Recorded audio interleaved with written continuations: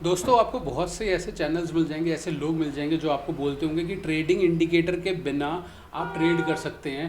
Trading indicator के basis पर कोई भी ट्रेड नहीं ले सकता। मगर दोस्तों आपको एक बात बता दूं, बिना ट्रेडिंग इंडिकेटर के भी आप ट्रेड नहीं ले सकते। जितने लोग इस वीडियो में मेरी इस बात से सहमत हैं कि बिना ट्रेडिंग इंडिकेटर के आप ट्रेड नहीं ले सकते, ये वीडियो दोस्तों बिल्कुल आप ही के लिए है, क्योंकि बिल्कुल सरल भाषा में सबसे सिंपल सेटअप के साथ मैं आपको आज एक बहुत सिंपल ट्रेडिंग इंडिकेटर बताने जा रहा हूँ, एक स्ट्रैटेजी बताने जा रहा हूँ। ट्रेडिंग इंडिकेटर भी आपको पता है, आपको स्ट्रैटेजी नहीं पता होगी, इस बात की गारंटी मैं देने के लिए तैयार हूँ। और अगर पता होगी तो बहुत अच्छी बात है। दोस्तों ट्रेडिंग इंडिकेटर ना एक साथी है, एक दोस्त है हमारा, जो हमारा हाथ पकड़ के ना हमें आगे तक ले जाता है, हमें आगे आगे पहुंचाता है, हमें बताता है कि ट्रेड में एंटर करो, ट्रेड से एग्जिट करो, अब एग्जिट करो, अब निकल जाओ, यहाँ पर स्टॉप लॉस रखो। यानी कि रिस्क मैनेजमेंट के लिए भी ट्रेडिंग इंडिकेटर हमारा एक दोस्त है, हमारा एक साथी है। तो नमस्कार दोस्तों, स्टॉक युक्ति यूट्यूब चैनल में आपका बहुत बहुत स्वागत है। और आज की इस वीडियो में मैं आपके साथ रिवील करने वाला हूँ अपना ट्रेडिंग इंडिकेटर, जिसके तहत मैं स्विंग ट्रेड्स लेता हूं। तो दोस्तों बने रहिए हमारे साथ हमारी इस वीडियो में। आशा करता हूं कि आप हमारी वीडियो को पूरा देखेंगे और ये वीडियो थोड़ी बड़ी हो सकती है क्योंकि सीखने को मिलेगा। और मैं आपसे प्रॉमिस करता हूं दोस्तों कि जितने भी मिनट की वीडियो होगी उसमें आपको कुछ ना कुछ रेलेवेंट ज़रूर मिलेगा, कुछ ना कुछ उपयोगी आपको ज़रूर मिलेगा। तो आइए दोस्तों शुरू करते हैं। तो दोस्तों है क्या ना यहाँ पर कि एक मूविंग एवरेज है, बट इस एवरेज के बेसिस पे आपने बहुत सारे लोगों को सुना होगा कि भाई यहाँ पर ट्रेड ले लो क्रॉस ओवर पे और आपका पैसा बनेगा। बिल्कुल बनता है, इसमें कोई दो राय नहीं है। मगर इसके साथ ना मैं एक ट्रेड, एक इंडिकेटर और ऐड कर रहा हूँ, और इंडिकेटर का नाम है RSI। ठीक है, रिलेटिव स्ट्रेंथ इंडेक्स, सबको जानते हैं। तो RSI की मदद से अब मैं बताता हूँ कि आप ट्रेड इसमें कैसे लग सकते हैं। दोस्तों बिल्कुल छोटा वीडियो है, ठीक है, मुश्किल से मुश्किल अगले 5 मिनट के अंदर अंदर आपको ये सेटअप समझ में आ जाएगा। उससे पहले सेटअप समझाऊं उससे पहले मैं आपको कुछ दिखाना चाहता हूं ताकि आपको विश्वास आए कि मैं जो बात कर रहा हूँ सही कर रहा हूँ।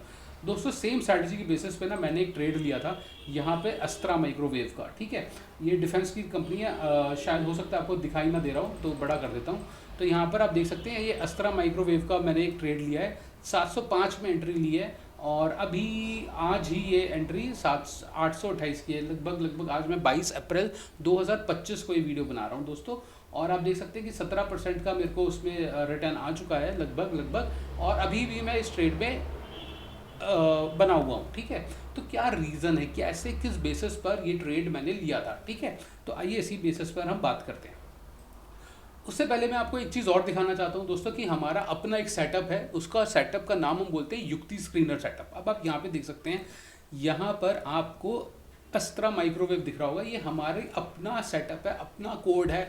और उस कोड के बेसिस पर यहाँ पर इस सेटअप ने मेरे को बोला हुआ है कि भाई जो अस्त्रा माइक्रोवेव है वो 6% चेंज हो चुका है। ठीक है, ये moving average based on 5 days के पिछले 5 दिनों में इसमें 6% की बढ़ोतरी आ चुकी है। तो ये आज भी 6% है और ये पहले कुछ और परसेंटेज होगा, मेरे को वो ध्यान नहीं है क्या परसेंटेज है, मगर उस बेसिस पर भी एक अच्छा खासा अमाउंट होगा जिसके बेसिस पर मैंने इसको कंसिडर किया। ठीक है, तो अब देखिए जैसे फॉर एग्जांपल मैं आपको बताता हूँ, एक स्टॉक ले लेते हैं, ये वाला 1% की इसमें तेजी है, या ये आपको 4% वाला जो स्टॉक है ना ये भी रिवील कर देती हूँ। आइए, तो इस स्टॉक का नाम है गुजरात एल्कलाइल्स एंड केमिकल लिमिटेड। ठीक है, तो आइए देखते हैं कि इसमें ये काम कर रहा है नहीं कर रहा। तो यहाँ पे देखते हैं गुजरात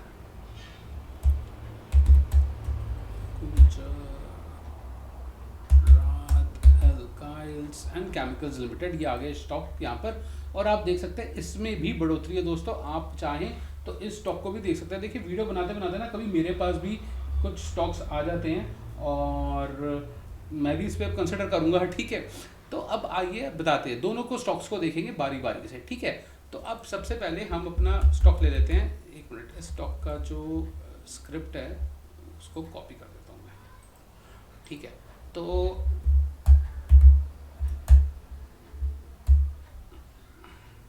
दोस्तों अब है क्या, यहाँ पर हमारे पास हमारा स्टॉक था अस्त्रा माइक्रोवेव। ठीक है, तो अस्त्रा माइक्रोवेव में हम लोगों ने ये स्टॉक ये प्राइस खरीदा था। अब आप देख सकते हैं चार्ट लगभग सेम चल रहा है। ठीक है, अब यहाँ पर हमने ये लिया था कोई 705 पर। क्यों लिया था 705 में, क्योंकि भाई फंड्स की अवेबिलिटी हमारे पास तभी हो पाई थी क्योंकि कुछ खरीदेंगे कुछ बेचेंगे तो ही कुछ खरीद भी पाएंगे।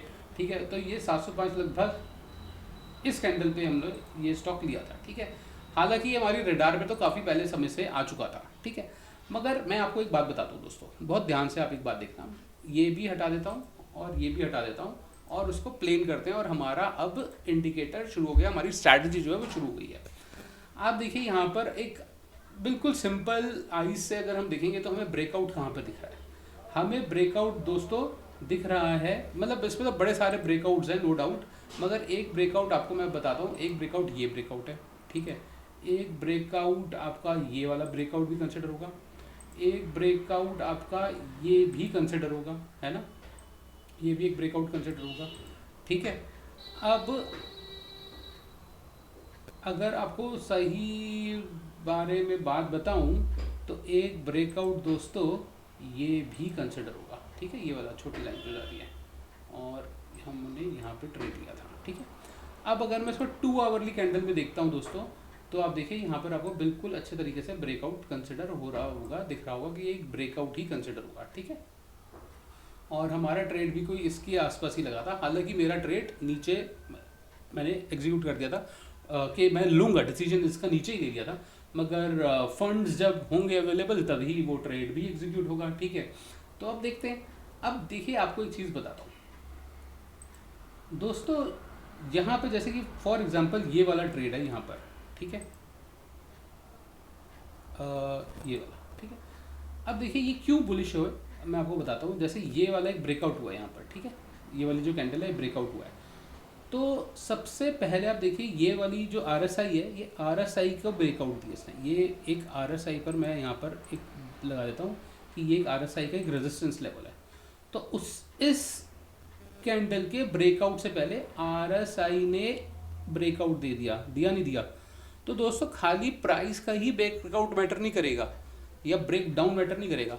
अगर आप अब से अगर RSI का भी ब्रेक डाउन या ब्रेक अप कंसिडर करने लगेंगे तो आपको फ़ायदा मिलेगा। अब आप देखिए कैसे, यहाँ देखिए, यहाँ पर RSI ऑलरेडी ऊपर फ्रैक्टर इन हो चुकी है ना, ऑलरेडी सस्टेन कर चुकी है इस जोन को, इस जोन का सपोर्ट ले रही है, इस लाइन का आपको दिख रहा होगा, आशा करता हूँ सबको, ठीक है। थोड़ा बड़ा कर देते हैं इधर से, यहाँ पे आप देखिए, यहाँ पर आपको RSI इस एरिया में सपोर्ट लेती हुई दिख रही है और फिर उसके बाद यहाँ पे RSI ने यहाँ पर ब्रेकआउट ले लिया, ठीक है।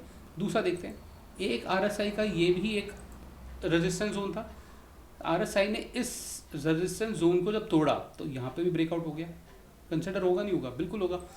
इसी तरीके से अगर मैं वीकली हिसाब से देखूँ दोस्तों, तो वीकली हिसाब से तो अभी तक इसका ब्रेकअप आया नहीं। अब मैंने जब ट्रेड लिया तो इसने यहाँ से बाहर निकल गई थी कैंडल, ये जो मूविंग एवरेज है ना RSI के अंदर, इस कैंडल से इसने ऊपर दे दिया था। अब देखते हैं, एक बात दिखाता हूँ आपको, वीकली कैंडल है दोस्तों, ध्यान रखिएगा।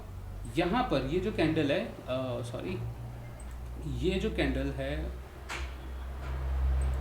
ये वाली कैंडल, ठीक है, ये कैंडल हमारी एक बुलिश कैंडल है, ये जो ब्लू कलर के एरो से आई है। मगर इस बुलिश कैंडल से पहले ही इस रेड कैंडल पर यहाँ पर एक ब्रेकआउट आ चुका है। आप देखिए, ये कैंडल तो बाद में बनी है, मगर RSI ने पहले ही मेरे को क्रॉसओवर दे चुका है ना। तो अब अगर हम इसको भी कंसिडर करें तो हमारे पास डबल कंफर्मेशन हो जाती है। और आइए अब लगाते हैं हम मूविंग एवरेज। तो जब हम मूविंग एवरेज लगाते हैं तो हम देखते हैं कि हमारा स्टॉक धीरे धीरे इस मूविंग एवरेज का रिस्पेक्ट करने लग गया, है ना। यहाँ से रिस्पेक्ट कर गई, यहाँ से भी रिस्पेक्ट कर गया, कंसिडर हो गया। तो ये मेरे को डबल कंफर्मेशन दे देता है कि भाई मैंने जो एंट्री मारी है वो ठीक मारी होगी, ठीक है। अब उसके बाद दूसरी एक चीज़ और देखते हैं। अब मैं डेली की कैंडल दोबारा या इसी में ही लगा देते हैं, एक इंडिकेटर आपका और लगा देता हूँ, और उस इंडिकेटर का नाम है दोस्तों MACD। बिल्कुल सिंपल साधारण इंडिकेटर है, इससे बेहतर इंडिकेटर नहीं है। अब देखिए, सबसे बढ़िया बात क्या लगती है ना ट्रेडिंग व्यू में, जो उन्होंने कलर चेंजेस दिए ना वो बड़े काम के आते हैं। अब आप देखिए, यहाँ पर जो हिस्टोग्राम्स बन रहे हैं ये MACD के, ये धीरे धीरे वीक पड़ते नजर आ गए। आपको समझ जाना चाहिए it's a time for reversal, आपको समझ जाना चाहिए दोस्तों it's a time for reversal, और धीरे धीरे ये यहाँ से चेंज होता रहेगा, ठीक है।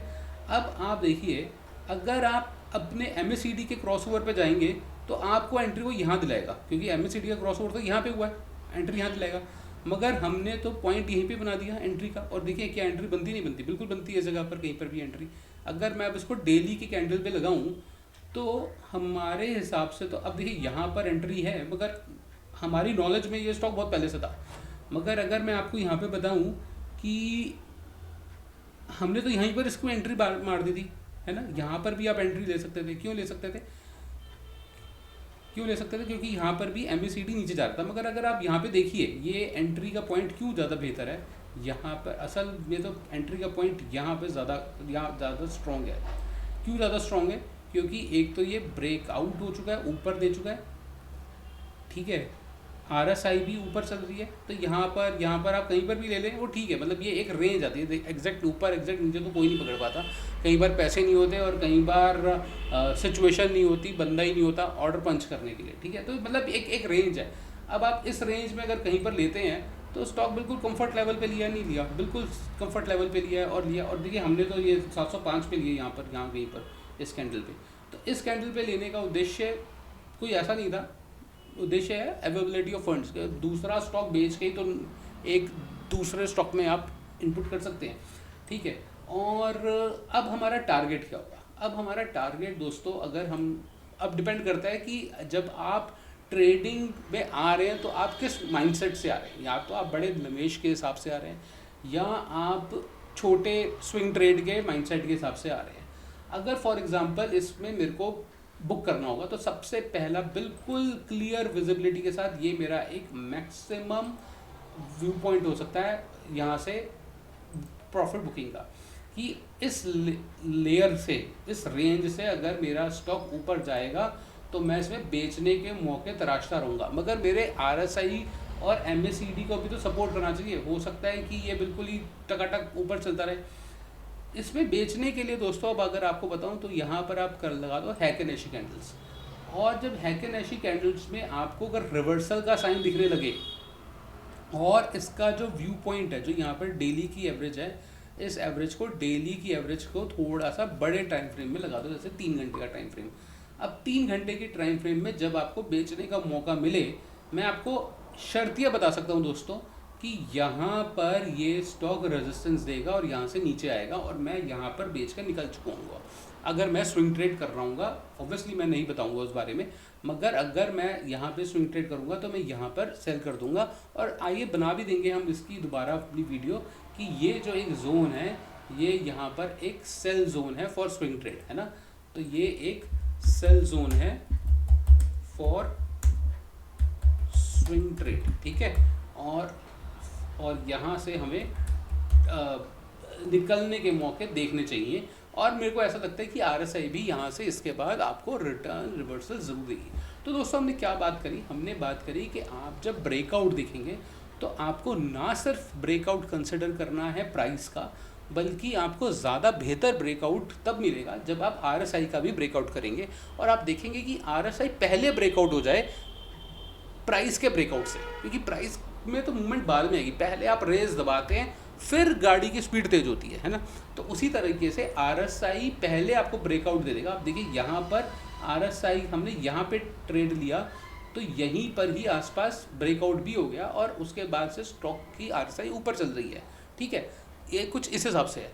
साथ साथ आप डबल कंफर्मेशन के लिए आप MACD का भी ध्यान दे सकते हैं और आप हैकेनेशी कैंडल जो फ्री ऑफ कॉस्ट अवेलेबल। अब देखिए मैंने ट्रेडिंग व्यू पे कोई ज़्यादा इंडिकेटर नहीं लगाया, 3 इंडिकेटर लगाए हैं। और जबकि आप MACD को भी भूल जाओ, मत लगाओ MACD, अगर नहीं लगा पा रहे, 2 ही होते हैं कई बार या 3 होते हैं, तो आप मत लगाओ ट्रेडिंग इंडिकेटर, ठीक है। दूसरी चीज़, अगर आपको इतना ही रखते हैं इसमें, ठीक है, इतना ही है, इससे ज़्यादा इसमें कुछ और बेस नहीं है। और फिर उसके बाद आप अगले ट्रेड में जा सकते हैं। स्विंग ट्रेडिंग में दोस्तों प्रॉफिट बुकिंग करनी बहुत ज़रूरी होती है, क्योंकि देखिए जब आप लॉस में आ जाते हैं ना तो फिर आपको लगता है यार ये तो पड़ा रह गया। मतलब अगर आप प्रॉफिट बुक जल्दी जल्दी करते रहो ना, जल्दी जल्दी ट्रेड करते रहो, ठीक है। स्विंग ट्रेडिंग इसी की चीज़ है। अब देखिए अगर मेरे को उसमें स्टॉप लॉस लगाना है तो मैं कहाँ से लगाऊंगा? अगर मैं इसको स्टॉप लॉस लगाता, अगर फॉर एग्जांपल मैंने यहाँ पर लिया और मेरे को स्टॉप लॉस लगाना था, तो मैं इस लाइन के नीचे लगाता। अब दोस्तों आपको स्ट्रैटेजी नंबर 2 बताऊँगा तब जब आप मेरे को वीडियो में कमेंट करके बताएंगे कि भाई सेकंड स्ट्रैटेजी भी बताओ। बहुत ज़रूरी है दोस्तों कि आप लोग ना ट्रेड लेने से पहले उस चीज़ को सोचते नहीं है। आप ब्रेकआउट तो देख लेते हैं मगर आप वो चीज़ नहीं सोचते। दैट इज़ अ स्ट्रैटेजी, ठीक है। अगर आप चाहते हैं स्ट्रैटेजी को डिस्कस करें तो आप बताइए हमें। अच्छा आपको एक चीज़ और दिखाते हैं यहाँ पर अब हम लोगों ने जो दूसरा अपना स्टॉक लिया था गुजरात एल्काइल्स करके, तो उसमें देखते हैं कि काम बनेगा या नहीं बनेगा, ठीक है। तो यहाँ पर लिख देते हैं उसको पेस्ट। और अब देखिए यहाँ पर अब इसमें एंट्री की जा सकती है, मगर ये एक और, अब देखिए आपको मैं बताता हूँ मैं मेरी क्या थॉट रहेगी इसमें। ये एक अपने आप में क्या बोलते हैं रजिस्ट सपोर्ट की तरह हैंडल होगी, ये रेड लाइन ऑरेंज लाइन जो भी है, ठीक है। तो ब्रेकआउट आप इसको कंसिडर कर सकते हैं यहाँ पर कि भाई यहाँ से ब्रेकआउट हुआ और ऊपर स्टॉक ऊपर चला गया, ठीक है। मगर उसके ऊपर ही तुरंत एक रेजिस्टेंस भी तो दिख रहा है आपको, ये रेजिस्टेंस भी तो दिख रहा है यहाँ पर। अब अगर इस रेजिस्टेंस को तोड़कर ये स्टॉक ऊपर जाएगा तो अब हम देखेंगे कि पहले के समय में इसको ये 60-69 का, ये जो 70 का लाइन है, ये इसके लिए चैलेंज है इस स्टॉक के लिए, ये इससे ऊपर निकल नहीं पाता, ठीक है। और मतलब ऐसा 2023 में हुआ था कि ऊपर गया, इससे ऊपर गया नहीं। तो यानी कि ये जो लाइन है ये एक बहुत स्ट्रॉन्ग रेजिस्टेंस है, इसको मोटा कर दो। अगर इसको ऊपर निकलेगा तो मैं बुलिश हो जाऊँगा, मैं बुलिश हो जाऊँगा।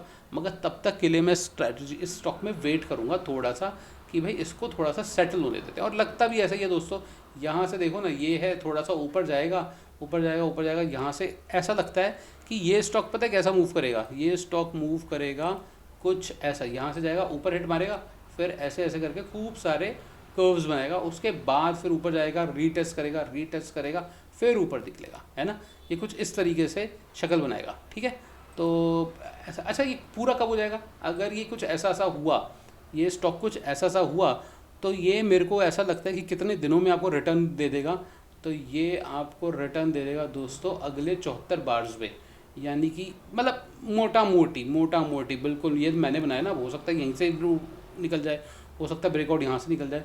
तो अगर हमारा ये पैटर्न बनता है, इस हिसाब से चलता है, तो दोस्तों लगभग सितंबर के फर्स्ट वीक तक ये अपना टारगेट पूरा करके खाया पिया और खाना हजम किया वाली सिचुएशन रहेगी कि भाई हमारा टारगेट पूरा हो गया, बात खत्म करते हैं, ख़त्म, चलो ठीक है, ट्रेड से एग्जिट, इस तरीके से काम होता है, ठीक है। तो ये मतलब मेरी स्ट्रैटेजी ऐसी है। अगर आशा करता हूँ कि आपने वीडियो पूरी देखी होगी और आपको पसंद आई होगी। और अगर आपको कोई दिक्कत लगी है, कोई चीज़ समझना चाहते हैं दोस्तों, तो कमेंट कीजिए, बताइए हमको कि हम इसको कैसे इम्प्रोवाइज़ कर सकते हैं। क्या आपको लगता है कि इसमें ये चीज़ और ऐड की जा सकती है, क्योंकि आपस में ही सीखेंगे तभी होगा। डिस्क्लेमर देना चाहता हूँ दोस्तों कि दोनों ही स्टॉक्स हमारे पोर्टफोलियो में हो सकते हैं, नहीं भी हो सकते। गुजरात वाला तो ऑल्दो नहीं है, मगर मैं आगे कंसिडर करता रहूँगा, इसको अपने रेडार पे डाल दूँगा। और उसके बाद अगर आप हमारे युक्ति स्क्रीनर के बारे में भी जानना चाहते हैं कि कैसे काम कर सकते हैं और आप कैसे इस स्क्रीनर को यूज़ कर सकते हैं, क्योंकि इसका कोड हमने लिखा हुआ है और ये हमें ही स्क्रीनर यहाँ पे दे सकता है। अब देखिए, अगर आप चाहते हैं कि मैं आपको बताऊं कि ये 5% का रिटर्न देने वाला कौन सा स्टॉक है, चलिए आइए, अपने दोस्त हैं, हमारे लोग हैं, आप लोग हमारे मित्रगण हैं, हमारे दर्शक हैं, तो बताते हैं स्टॉक का नाम क्या है। स्टॉक का नाम है दोस्तों टेक्नोक्राफ्ट इंडस्ट्रीज़, ठीक है। अब आइए इसका भी स्टॉक देखते हैं, ठीक है। तो यहाँ पर हम देखते हैं टेक्नोक्राफ्ट इंडस्ट्रीज़। अब देखिए ब्रेकआउट मिला नहीं मिला, बिल्कुल लग रहा, पकड़ा नहीं पकड़ा आपने, बिल्कुल नीचे। अब देखो, आपको क्या लगता है कि ये स्टॉक आगे ऊपर नहीं जाएगा? डालो अपने रडार पर और देखिए इसको कि अब देखिए, बाय और सेल का डिसीजन मेरा नहीं है, मगर मेरे हिसाब से ये स्टॉक आगे जा सकता है। अब देखिए, आपको एक और दिखाते हैं, MACD दिखाते हैं आपको। यहाँ से हम MACD दिखाते हैं और आप देखिए यहाँ से MACD कर्व देखिए, ऊपर ग्रीन आ गया, नहीं आ गया, आया, ऐसे पकड़ा जाता है दोस्तों स्टॉक, ठीक है। तो यहाँ से अब देखिए, अगर आप जुड़ेंगे हमसे तो आपको फ़ायदा होगा, मैं आपको गारंटी बताता हूँ, ठीक है। और ज़्यादा कुछ करना नहीं है जुड़ने के लिए, वीडियो को लाइक करना है, सब्सक्राइब करना है, हमें कमेंट करना है और हमारे स्क्रीनर को देखना है, ठीक है। हमारे स्क्रीनर से जुड़ना है, आपको लेना पड़ेगा हमारा स्क्रीनर, ठीक है। मतलब कोई लेना ऐसा नहीं है, वो फ्री ऑफ कॉस्ट अवेलेबल है। साइट पे आप जाएंगे और उस साइट पे क्लिक करेंगे तो आपको वो स्क्रीनर भी दिख जाएगा, ठीक है। तो इतना सब कुछ तो दे रखा है दोस्तों, सिर्फ हमें क्या चाहिए? हमें तो अपने व्यूज़ चाहिए, हमें तो अपना सब्सक्रिप्शन चाहिए, हमें खुशी हो जाती है, बस बहुत है, ठीक है। और पैसा और क्या करना है दोस्तों लेकर, ठीक है। हम मार्केट में ट्रेडिंग करके ही कमा लेते हैं, बहुत है हमारे लिए, ठीक है। तो दोस्तों इतना ही रखते हैं इस वीडियो में। आशा करता हूँ कि आपको हमारा कंटेंट पसंद आया होगा, हमारी मेहनत पसंद आई होगी और उम्मीद करता हूँ कि आपने हमारा चैनल भी ज़रूर सब्सक्राइब किया होगा। और वीडियो को अंत तक देखने के लिए बहुत बहुत धन्यवाद दोस्तों।